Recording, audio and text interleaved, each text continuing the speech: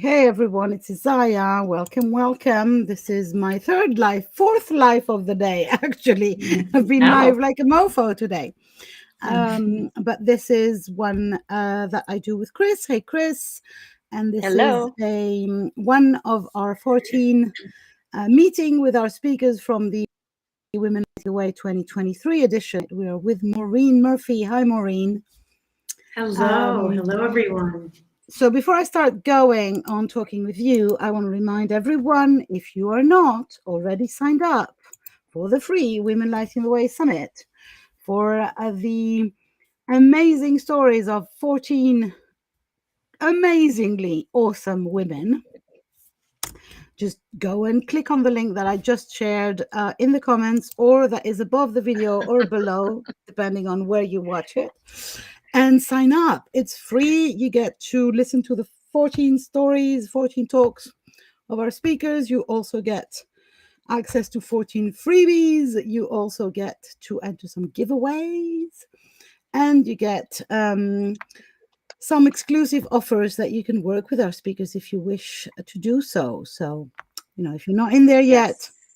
Are you keeping the post-summit freebie a secret? I was, but now you've said it now. Well, I don't have to say what it is. Yes, there is a secret freebie that comes after, during the replay sessions, because that's the other thing. Mm-hmm. These talks, the summit is next weekend, but there is a free replay for a week. And during this free replay period, there is a secret freebie that I'm not telling everything yet. So, without further ado, just a little teaser. Yeah, without further ado, we do these interviews with each of our speakers all throughout the week. I think we're actually midway, so I think you're number 7, Maureen. Lucky 7. Lucky, absolutely. Yes. And the aim of these interviews is for the listeners to get to know you a little bit more. So we have no plans, just so it's not a precise set of questions. Only the first question is the same one I ask everyone, and it has a particular reason, because I am very both proud and happy that we have women speakers from all over the world. And so my first question to you is, where are you from? Yes, that's a great question. Thank you, Isaiah. I also think in maps, like I have a kind of a visual thing. And it's such an important question because life really is an evolutionary journey. And kind of where I started is really with my parents. And they're from a rural fishing village in Southwest Ireland. They immigrated to New York, where I was born in the Bronx, and lived there until I was about 25, when I headed west on my own journey out to California, to the Bay Area, where I studied chiropractic and practiced in Oakland, California for 30 years.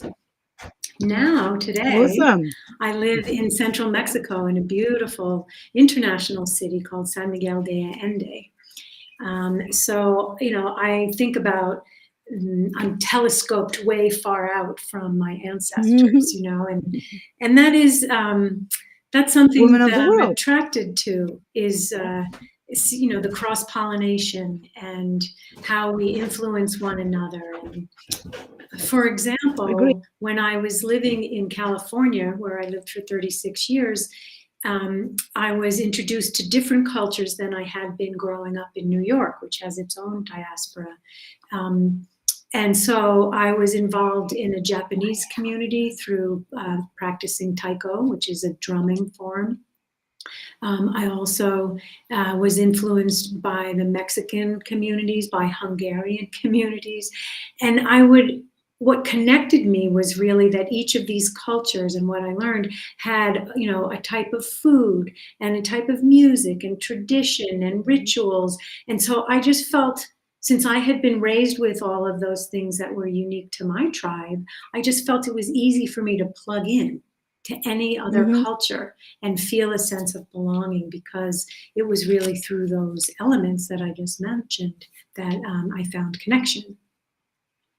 Awesome. I love that. I love the idea that, Wow. we can, the more we know who we are, we can get to connect with others, and their cultures. Yeah. And so you mentioned Japan. So, as the conversation goes, have you ever been to Japan? No, I haven't been. I was a performing member of the San Francisco Taiko Dojo, and just before I left, we were planning a trip to play in Japan, but I left before that, so I did not get to go to Japan with the group. Mm. Yeah, So, Cool. You got all sorts of things going yeah, on. yeah, that's cool. Fun. Yeah. That's cool. You're adding to our map, Yes. to our mental map of right. places that, we have tendrils. You say tendrils? Yes, yeah. They're Sure. part of us. Yeah, I love that. Yes, I am I heavily love that. influenced by Europe because that's, where my family came from, and my boyfriend is Italian. So that, that's kind of a big area where I've traveled and I know.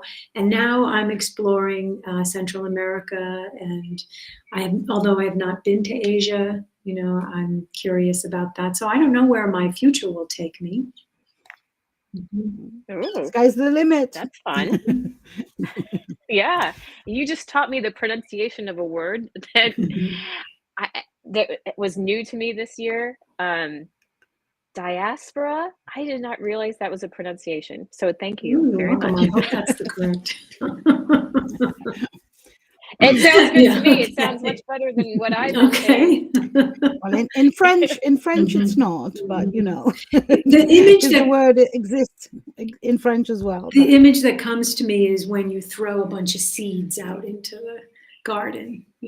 Right. well, it's Yeah. it's literally it comes from the Greek. I'm sorry, I'm gonna spread my culture Oh, here. here we It go. comes from the Greek word diaspora, which literally means spreading seeds. Yeah, Oh. Sporos is a Greek word for seed. like spores. Sorry. Oh. Yeah. Yeah. Mhm. Cool. This is one cool thing about speaking Greek is that basically in very many languages, so many words are completely transparent because Mhm. if you know word. Anyway, off Yeah. topic. Mhm. Although languages are never off topic for me. Mhm. Right. Mhm. So, Maureen, Yes. what kind of a question would I have? I think one of the other questions that I've asked repeatedly and that has been a success is what is your favorite smell? Mm. Hmm. Well, And while you think about it, I'm going to explain why I asked this question. Mhm. Because for me, smell is very emotional. Yeah. It's less of a image thing or, what is your favorite movie or whatever it is we get into thinking about. Whereas the smell, for many of us, is strongly connected to the emotions Mhm. and to a specific memory Mhm. of smelling that Mhm. one or repeated times. Yeah, it's interesting. I think just like with food, I'm not so much attracted to the sweets, more the savories. So I really like the smells of herbs. I love basil and rosemary Mm. and thyme.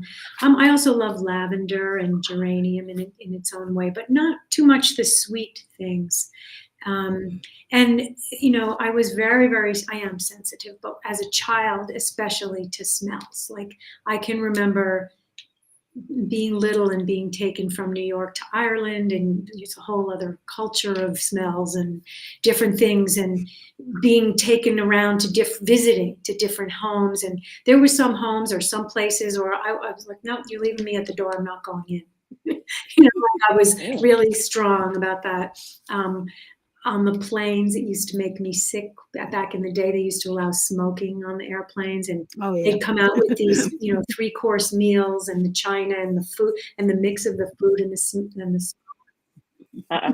So I used to, I developed the habit for things like that of holding my nose, like just not breathing through my nose. So it's not so much what I love Wow. about smells. It's more like I'm very clear about what I don't love.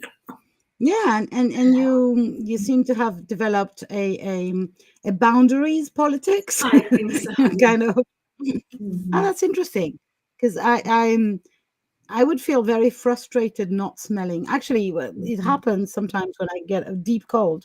I can't smell or feel any taste anymore, and it's kind of the saddest moment of my life, basically. Yeah.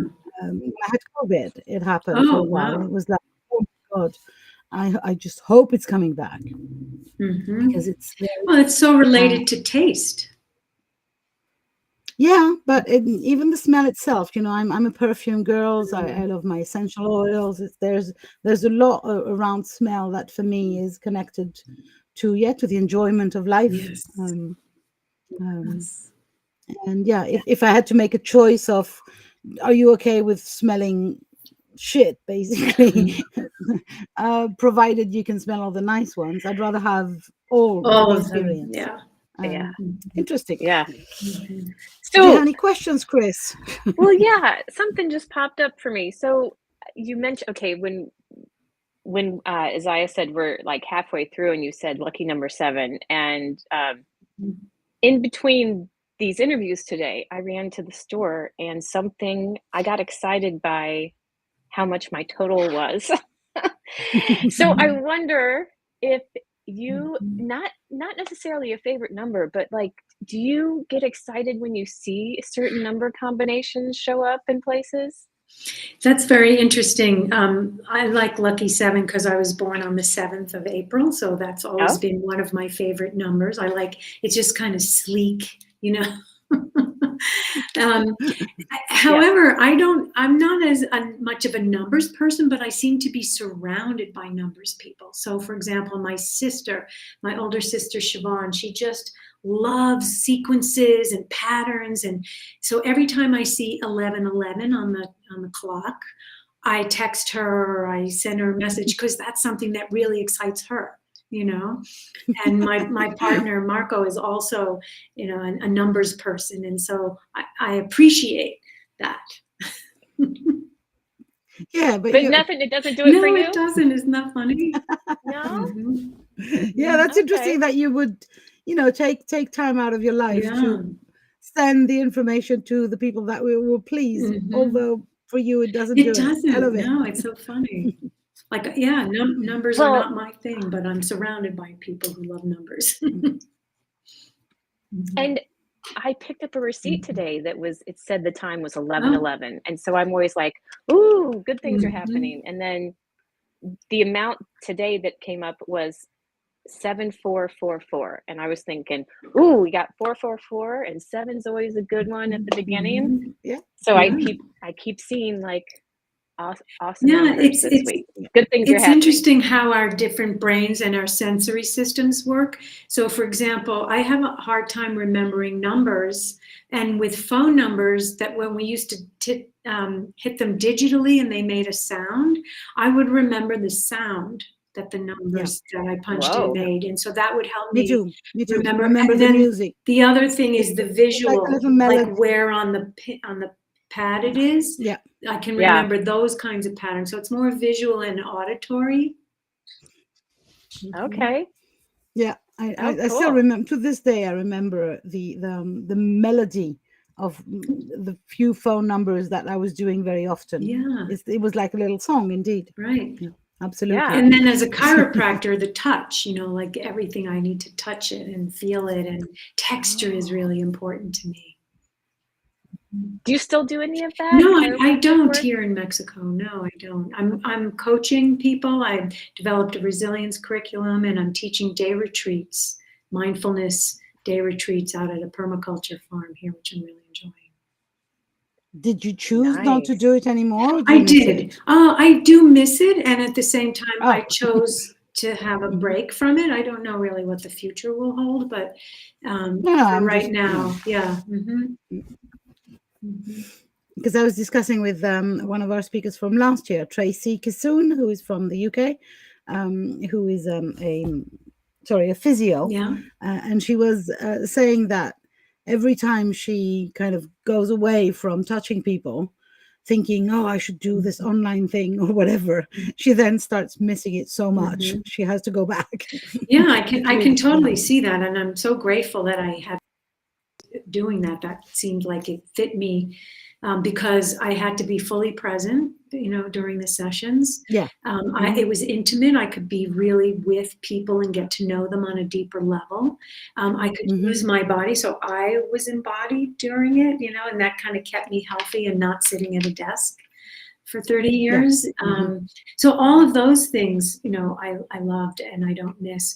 I think I'm just following what I've been drawn to. So I was first drawn to do more teaching, how to do that, and then to, I've always thought that inner alignment is the key, right? So whether it's physical, mental, or emotional or spiritual alignment, I'm still in the same ballpark. Absolutely. And so since we're already almost at 16 minutes, I'm going to ask a final question. And what comes to me is, with all these journeys, geographical journeys, would you consider yourself a city girl or a rural chick? I think I'm a little more comfortable in the rural areas, though I've lived near cities or in cities most of my life. I need to be able to access nature very easily. That was why living in the Bay Area, it just ticked all the boxes for me, because there's so much beautiful nature available. It's, that's one of the things about the Bay. Also the food and the smells and the long growing season. So it delights the senses. And so there are lots of things that I miss about that, as well as the people. But when you just know you're done with something, and you're being drawn somewhere. And so I appreciate that I do follow those intuitions and inklings. Okay, so I have to ask a final question. What zodiac are you? I'm Aries, Gemini rising. Okay. Gemini rising. Yeah. Okay. Thank you very, very much for all these informations. Now, thanks for the opportunity to connect. If you want to know more about Maureen and get into her story, please just join the summit. It's free, and you will get to listen to the rest of what Maureen did not say today, and maybe some more, and also 13 other amazing speakers, and 2 live panels that we definitely have not been promoting enough, Chris, because there's no one in there. So we have to remind people that these exist. So thank you very much for sharing with us, Maureen. And so I have to check. You were in the wrong live panel, right? I'm on Sunday. I'm on Sunday. Yeah. Sunday. Yeah. Sorry about this mix-up. So we have 2 live panels, one on Saturday, one on Sunday, both at 2 p.m. UK, with 6 or 7 of our speakers every day. And we intend to have a blast discussing with all of them together. So if I can't not wait. had enough from their talks, you can again have a replay for a week, but you can also have a live panel with a group of them sharing around how was their experience of and ask your questions. And ask your questions, right? Absolutely. Yes. Absolutely, you can ask your questions live. So thank you very, very much, Maureen. I will talk to you very soon. Yes. And hopefully we get so many lovely people to listen to your amazing story. Once again, I want to say, because, I'm not stopping that, how much I've been humbled and amazed by all the stories this year. I think we're getting deeper and more crucial every year. And I feel honored and humbled that you and the other speakers have trusted us with their stories. I feel that this mission of creating a library of women's stories is getting more and more important in my life. I think Chris is feeling the same. And so we're very grateful to each and every one of you. And for the attendees, you're going to have a blast. Yeah, I look forward to it. Thank you very, very much. Thank you. And